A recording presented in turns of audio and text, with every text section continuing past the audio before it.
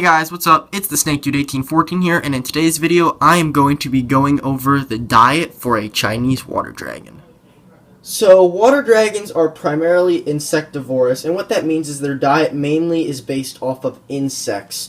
Now, I have gotten Harriet, the water dragon that you have just seen previously, to eat greens once or twice. However, she definitely seems to prefer insects mostly, which again is common being that these reptiles are insectivorous. So here I have three options that I love to feed Harriet from when she was little all the way to her current life stage that she's at, and we'll go over in depth on these three primary foods. So to start off, we're going to go over mealworms. So mealworms is an insect that I would highly recommend for a younger water dragon, just because an adult water dragon, given how small they are, will probably eat 40 in one sitting to get the required nutrition. What I really like about mealworms is the fact that they've got a decent amount of protein, and they're low in phosphorus as well as fat.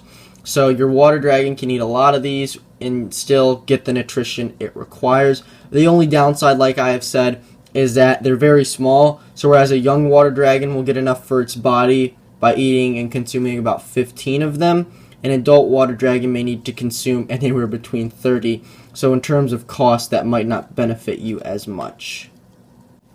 Going up in size, we go to superworms, which are, I like to think of them as very large mealworms. They are in the same family, if I'm not mistaken. However, they are a little bit higher in fat when compared to mealworms. They still have a good amount of protein as well as a calcium to phosphorus ratio. And to be perfectly honest, I've been feeding Harriet these. She loves them. I try not to give her too much, but it's pretty apparent she is a little bit on the chunky side. So I have been trying to lean down her diet. But overall, in terms of nutrition, if you calcium dust these before you feed, they really do make a great feeder for a water dragon. And finally, moving on to our last feeder, these would be Dubia Roaches. And truly, I can understand why people call these the best feeder insect. These are actually bred by myself. If you want to see how I set up my Dubia colony, I'll leave a tag up in the top right corner, so you can check that video out. As you can see, they come in a bunch of sizes. I've got a large one right there, a couple medium sizes, and there's a few smaller ones.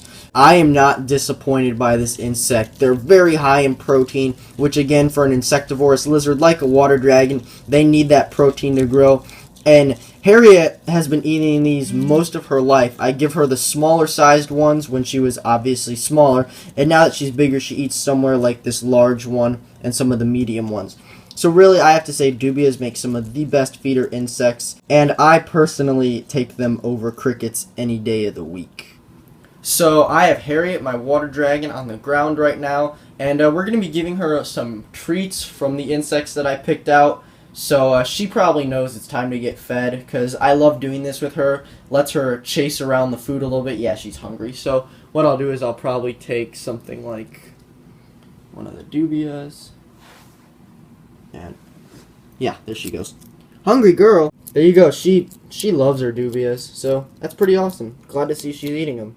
One thing people don't realize is that a water dragon's vision is based on movement, so when I just threw that larger roach on the ground, it actually sat still, and right before I filmed, obviously she just ate it now, but she actually sat for a second to interpret what it was, so maybe we'll see if we can get some footage of that.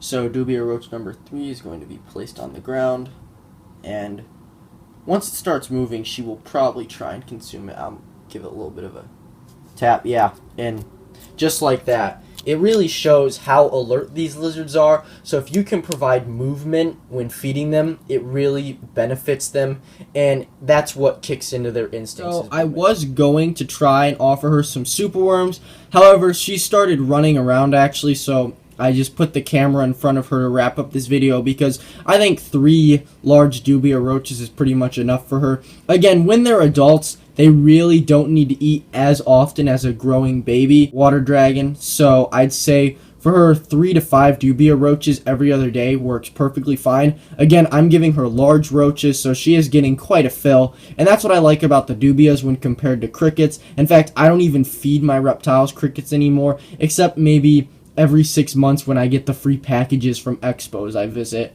So overall, I hope you found this video helpful in terms of feeding your water dragon. I hope Harriet here provided a beautiful example for you guys as you enjoyed her chowing down on some dubias. And until then, this has been the Snake Dude 1814, and I will see you guys in the next video. Say goodbye, Harriet. I think that's her way of saying goodbye. Adios, guys.